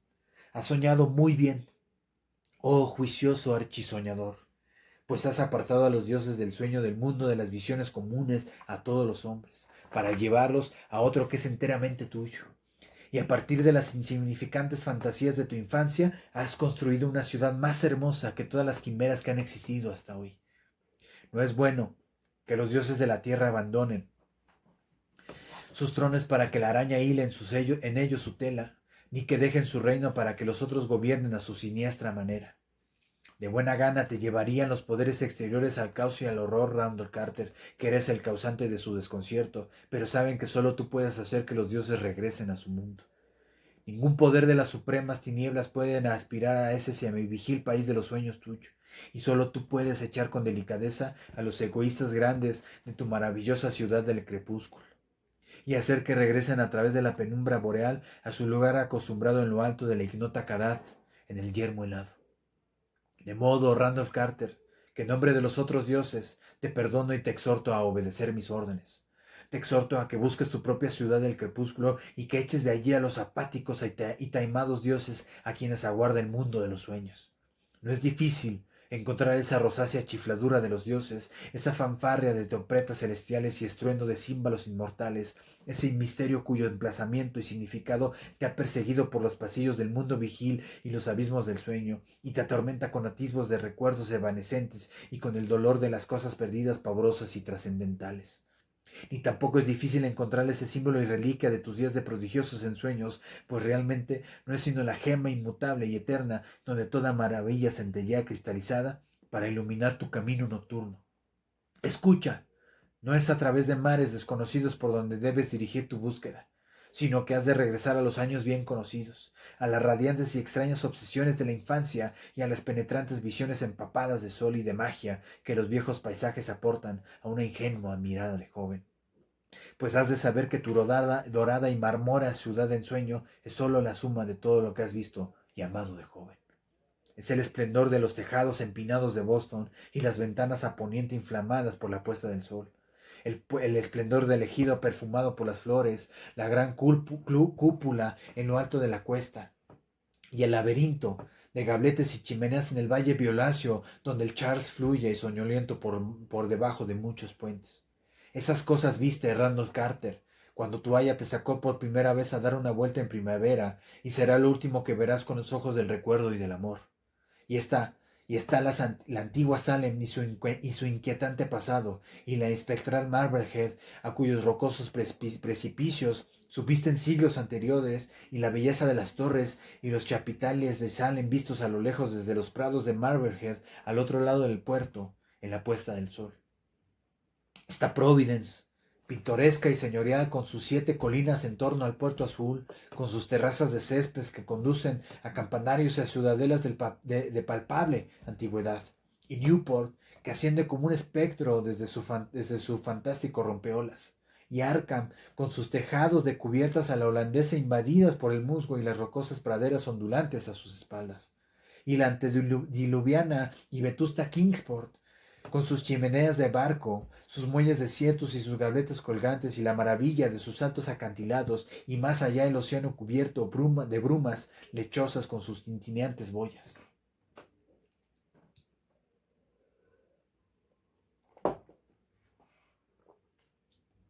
Frescos valles de Concord, callejuelas adoquinadas de Portsmouth, recodos en penumbra de caminos rurales de New Hampshire, cuyos olmos gigantescos casi ocultan las blancas tapias de las granjas y los chirriantes cigoñales de los pozos, muelles de Seal de Gloucester y sauces de Truro azotados por el viento, paisajes con lejanos pueblos con sus chapiteles y sucesión de colinas a lo largo de la costa del norte, silenciosas laderas pedregosas y cottages bajos cubiertos de hiedra, al abrigo de los enormes peñascos en el interior de Rhode Island. Olor a mar y fragancia de los campos, el hechizo de los bosques sombríos y el deleite de los huertos y jardines al amanecer. Todas esas cosas, Randolph Carter, son tu ciudad, pues forman parte de ti. Nueva Inglaterra te ha dado la vida y ha vertido en tu espíritu un límpido encanto que no puede extinguir. Ese encanto, moldeado, cristalizado y pulido por años de recuerdos y ensoñaciones, constituye la esencia misma de tus visiones de maravillosas terrazas y fugaces puestas de sol. Y para encontrar aquel antepacho de mármol con extrañas urnas y barandillas esculpidas y descender finalmente por aquellas interminables escalinatas con balaustradas hasta la ciudad de amplias plazas y llamativas fuentes, solo necesitas retroceder a los pensamientos y visiones de tu melancólica infancia. ¡Ah, su madre! Mira, a través de aquella ventana brillan las estrellas de la noche eterna. Todavía brillan sobre los paisajes que has conocido y amado y beben de su encanto para brillar después más bellas que nunca sobre los jardines del sueño. Allí está Antares, otra nota al pie de página, rapidísima. Doble estrella de primera magnitud en la constelación de Escorpio. Allí está Antares. En estos momentos centelleas sobre los tejados de Tremont Street y podrías verla desde tu ventana de Bacon Hill. Más allá de aquellas estrellas, se abren los abismos desde los que mis inconscientes amos me han enviado. Algún día tú también podrás atravesarlos, pero si eres prudente te cuidarás de cometer tal desatino, pues de todos los mortales que han estado allí y han regresado, solo uno conserve su mente intacta tras los abrumadores y desgarradores horrores del vacío. Espantos y blasfemias se hostigan unos a otros en disputa del espacio. Y hay más maldad en los menores que en los mayores. Pero eso ya lo sabes por los hechos de los que han intentado entregarte a mí. Aunque yo no tenía ningún deseo de hacerte daño, y desde luego te habría ayudado a llegar hasta aquí hace mucho. Si no hubiera estado ocupado en otra parte y no hubiese tenido el convencimiento de que encontrarías el camino por ti mismo. Evita, pues, los infiernos exteriores y cíñete a las cosas apacibles y bellas de tu juventud. Busca tu maravillosa ciudad y arroja de ella a los desleales grandes, enviándolos de vuelta discretamente a los escenarios de su propia juventud, donde esperan preocupados su regreso. Más fácil todavía que el confuso camino de los recuerdos es el que te voy a preparar. Mira, ahí viene un monstruoso Shantak, guiado por un esclavo que para no perturbar tu espíritu es mejor que permanezca invisible. Monta y prepárate, ya. Yogash el negro te ayudará a subir a ese error escamoso. Dirígete hacia aquella estrella más brillante junto al sur del cenit. Es Vega. Otra nota. Ah, maldita sea. Es Vega, estrella de primera magnitud en la constelación de Lira. Sepa la goma donde es. Ya me perdí. Y dentro de 2 horas estará justo encima de la terraza de tu ciudad del crepúsculo. Dirígete hacia ella solo hasta que oigas un lejano cántico en lo alto del éter. Más arriba se echa la locura, de modo que refrena el Shantak en cuanto las primeras notas te arraigan. Mira entonces hacia la tierra y verás brillar en el tejado sagrado de un templo el fuego inmortal del altar de Iretna. Ese templo se encuentra en tu deseada ciudad del crepúsculo, de modo que dirígete hacia él antes de prestar atención a ese cántico, pues después estarás perdido. Cuando te acerques a la ciudad, dirígete al mismo elevado antepecho, desde donde antaño recorrías con la mirada aquel esplendoroso despliegue y aguijonea al Shantak hasta que aúlle. Ese aullido lo oirán y lo reconocerán los grandes cuando se sienten en sus perfumadas terrazas y se apoderará de ellos tal nostalgia que ninguna de las maravillas de tu ciudad les consolará de la ausencia de su lúgubre castillo de Kadat y de la Shen de estrellas que lo corona. Entonces debes aterrizar entre ellos con el Shantak y dejarles ver y tocar ese asqueroso pájaro hipocéfalo. Mientras tanto les hablas de la ignota Kadat que hace tan poco habrás abandonado y les cuentas lo solitarios y oscuros que están tus inmensos salones donde ellos solían brincar y divertirse envueltos en un resplendor celestial. Y el Shantak les hablará a la manera de los Shantak, pero no dispondrá de otro medio de persuasión más que el recuerdo de los tiempos pasados. Una y otra vez tendrás que hablar a los errabundos grandes de su hogar y de su juventud, hasta que por fin se lamentarán y te pedirán que les muestres el camino de regreso que han olvidado. Acto seguido puedes soltar al Shantak que está a la espera y enviarlo hacia el cielo lanzado al familiar grito de su especie. Al oírlo, los grandes se pondrán a dar asaltos y cabriolas, y recombrando su antiguo júbilo, se lanzarán inmediatamente en pos del repulsivo pájaro a la manera de los dioses y cruzarán los profundos abismos del cielo hasta llegar a las familiares torres y cúpulas de Kadat. Entonces la maravillosa ciudad del crepúsculo será tuya, y podrás apreciarla y habitarla para siempre, y una vez más los dioses de la tierra dirigirán los sueños de los hombres desde su sede habitual. Vete ahora. La ventana está abierta y las estrellas aguardan en el exterior. Ya resuella y sonríe con impaciencia tu Shantak. Dirígete a Vega a través de la noche, pero vuelve cuando suenen los primeros cánticos. No olvides esta advertencia. no sea que te succionen horrores inconcebibles hacia el abismo de espantosa y ululante locura. Acuérdate de los otros dioses, son grandes, insensatos y terribles, y acechan en los vacíos exteriores. Ellos son los dioses que conviene evitar. Hey, Ashantak Nig, eres libre. Devuelve a los dioses terrestres a sus guaridas en la ignota Kadat, y ruega a todo el espacio que nunca tropieces conmigo en cualquiera de mis otras 1000 formas. Adiós, Randall Carter, y cuidado, porque yo soy Nyarlathotep, el caos reptante. Y Randall Carter, boquiabierto y aturdido, no, esperen.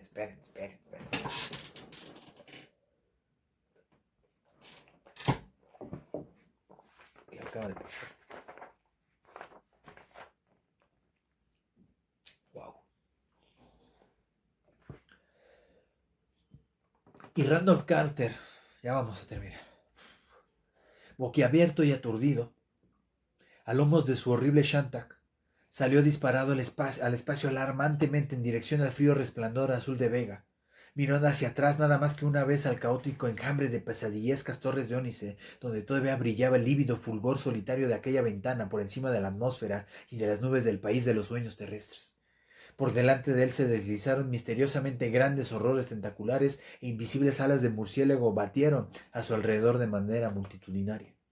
Pero siguió agarrado a la desagradable crin de aquel repulsivo pájaro hipocéfalo y escamoso. Las estrellas danzaban con sorna y de vez en cuando parecían moverse para formar tenues signos de fatalidad que podrían extrañar si no se hubieran visto y temido antes. Y los vientos del éter bramaban sin cesar en las vagas tinieblas y en las soledades más allá del cosmos.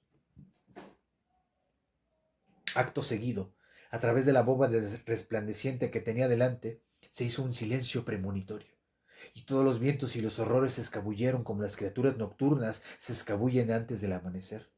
En temblorosas oleadas que doradas brisnas de nebulosa hacían extrañamente visibles, se elevó el tímido atismo de una melodía lejana, cuyos débiles acordes eran desconocidos en nuestro universo estelar.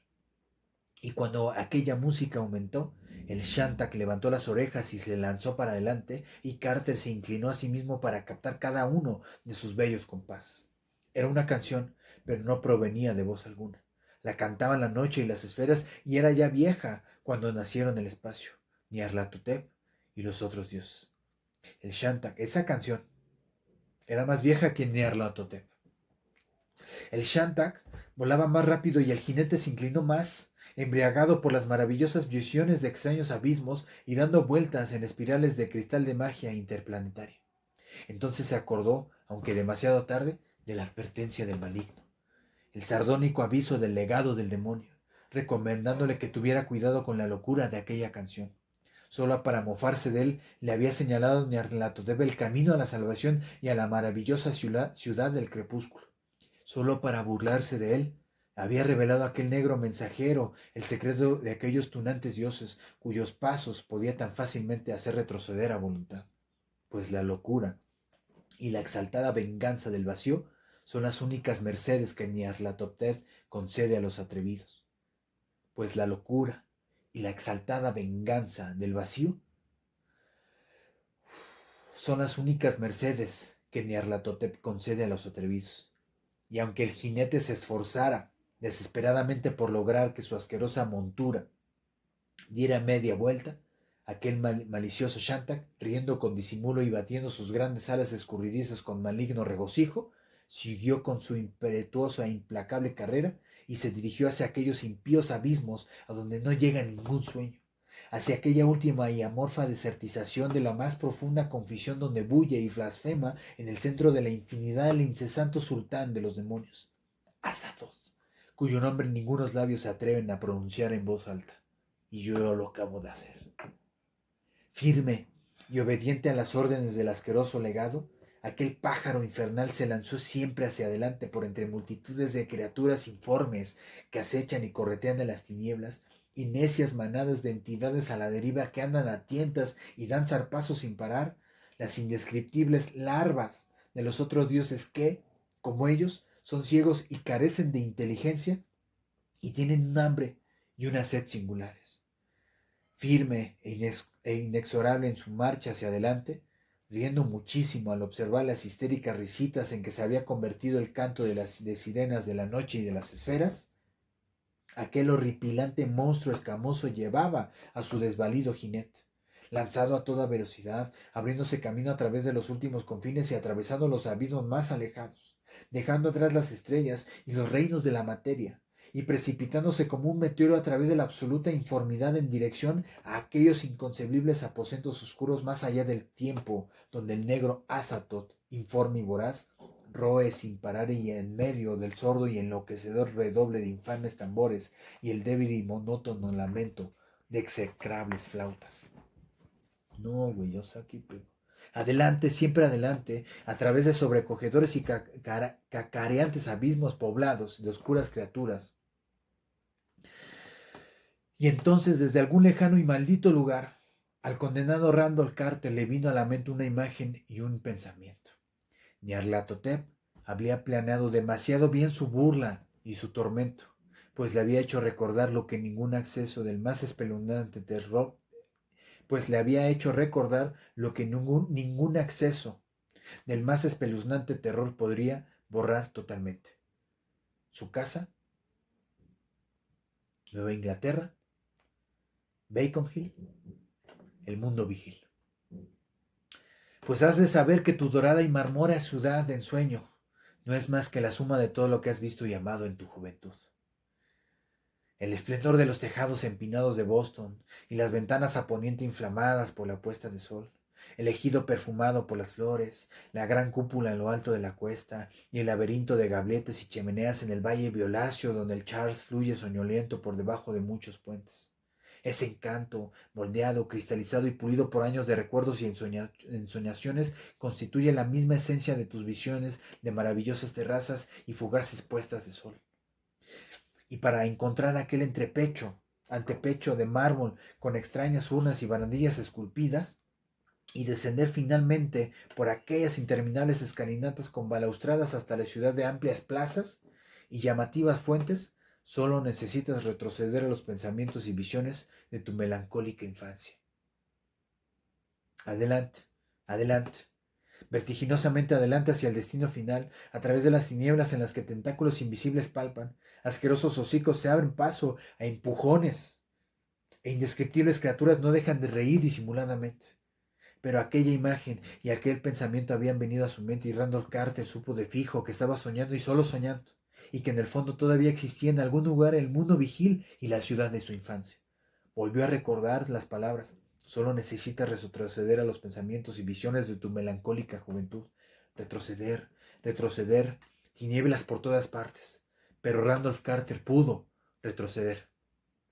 Aunque aturdido por la impetuosa pesadilla que se había apoderado de sus sentidos, Randolph Carter podía retroceder y moverse. Podía moverse y si quería, podía bajar de un salto del malvado Shantak que por orden de Nyarlathotep le llevaba a toda velocidad a su destino. Podía bajar de un salto y atreverse en aquellas profundidades de la noche que se abrían interminablemente a sus pies, aquellas profundidades de miedo cuyos terrores, sin embargo, no podían exceder al indescriptible destino que le aguardaba escondido en el corazón del caos. Podía retroceder y moverse, y soltar y saltar de su montura. Podía, quería, lo haría. El condenado y desesperado soñador bajó de un salto de aquella enorme abominación hipocéfala y cayó por los interminables vacíos de tinieblas sensitivas. Transcurrieron eones, murieron y volvieron a nacer universos. Estrellas se convirtieron en nebulosas y nebulosas se convirtieron en estrellas, y Randolph Carter seguía cayendo por aquellos interminables vacíos de tinieblas sensitivas. No mames. Luego, fíjense lo que voy a decir. Quien termine llegando a ver esto, fan de Naruto. Ni el castigo que Itachi le impuso a Kakashi cuando lo encerró en su Sharingan fue tan cabrón como la caída al vacío que Randolph Carter acaba de tener. Ojo. Lo pongo a debate, ¿no? Luego, en el lento y progresivo curso de la eternidad, el ciclo supremo del cosmos produjo otra de sus futiles conclusiones. y todas las cosas volvieron a ser nuevamente como habían sido incalculables calpas antes. Calpas, calpas, calpas. ¿Qué es eso? Calpas, calpas. Otra nota al pie de página, rapidísima. Ya es lo último. En la mitología hindú se llama calpa a un simple día de Brahma, es decir, a, no a 4.320 millones de años de cómputo humano.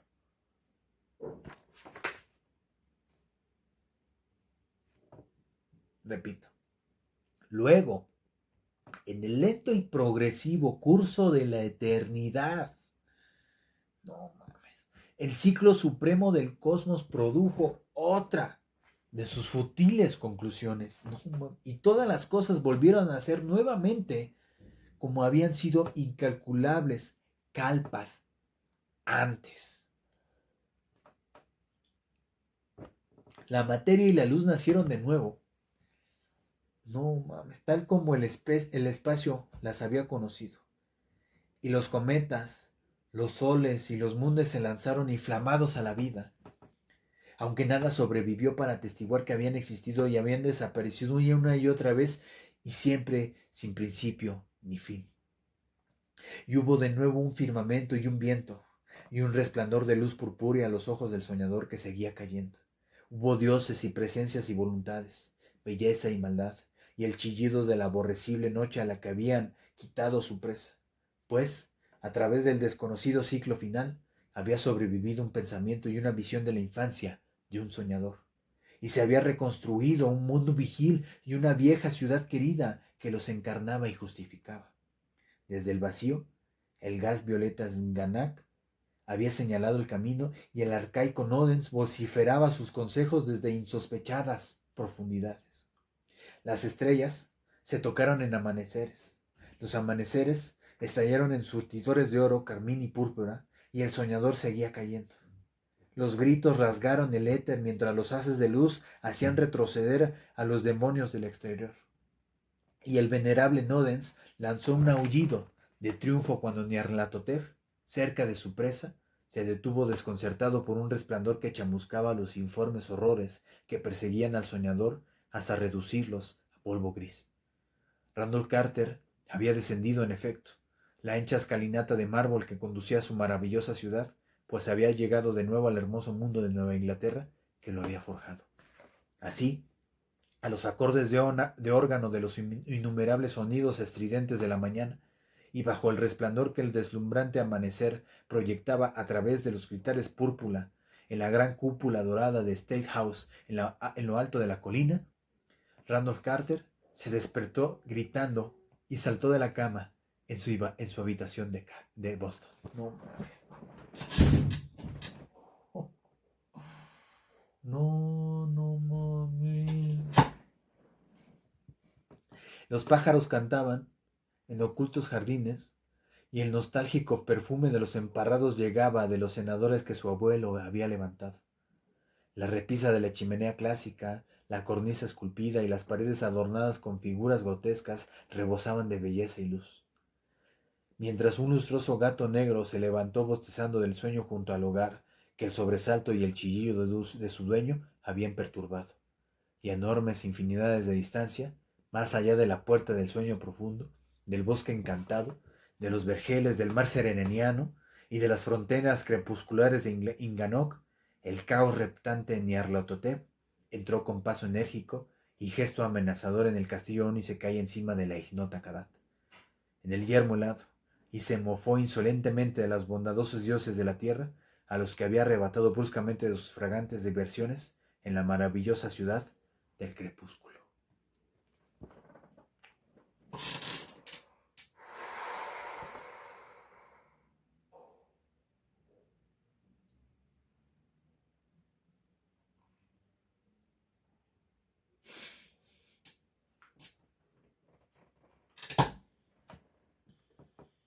Fin. Fin. No, no, qué pedo, qué pedo, qué pedo.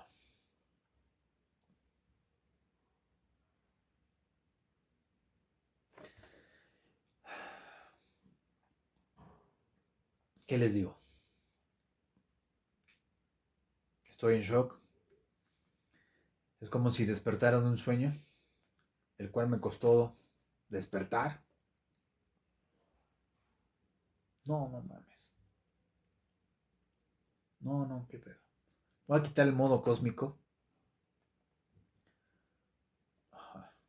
Vamos a regresar, vamos a despertar, ¿no?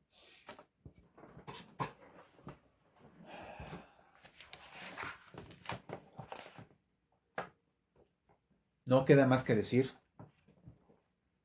Es el mejor relato, la mejor historia de Lovecraft que he leído. Probablemente tenga que ser por gusto, o no, o definitivamente sí se note la proeza de la inmensidad, de la extensión, de la escala de todo esto.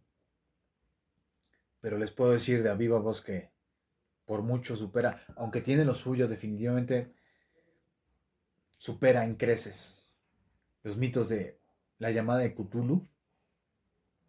Definitivamente se ha vuelto esta historia mi favorita de Lovecraft hasta ahora. Claro está, porque todavía falta un volumen completo por leer. Ya después, no, ahorita no. Pero ya acabamos, ya acabé, ya acabamos. Gracias por acompañarme. Han sido 7 partes. 7 partes en las que se ha tenido que leer la búsqueda en sueños de la ignota Kadar. La hemos buscado, hemos sufrido, he sufrido yo esta misma búsqueda con Randall, con Carter, y no sé qué decir. Necesito terminar esto para terminar ya, por vida, por Dios santo, por lo que quieran rezarle ustedes. Solamente me queda agradecerles. Tenía que cerrar así súper con broche de oro. Estaba ya súper enfiladísimo. La cosa ya se había puesto súper intensísima. Dentro de las partes, probablemente esta sea mi favorita incluso. Tengo que volver al esto yo por mi parte. Si han disfrutado ustedes conmigo escuchar esta narración, escuchar esta historia con una voz que dicen que la pongo más grave, pero se los juro que según yo hablo normal, pero de repente evidentemente pues mis cuerdas vocales se transforman o se modifican o quién sabe qué pasa en el momento en el que yo hablo y vocifero todo esto, pero este no es solo el final de esta historia, de ya al fin, por fin y satisfactoriamente terminar la búsqueda en sueños de la ignota Kadar, sino que esta es la última narración, la última transmisión que yo realizo aquí en este cuchitril. Digo cuchitril, a ver, no por feo, cuchitril, este es un chiste interno que tengo por hacer referencia a Shrek, nada más, ¿no? Y su cuchitril, ¿no? Entonces, pues me despido.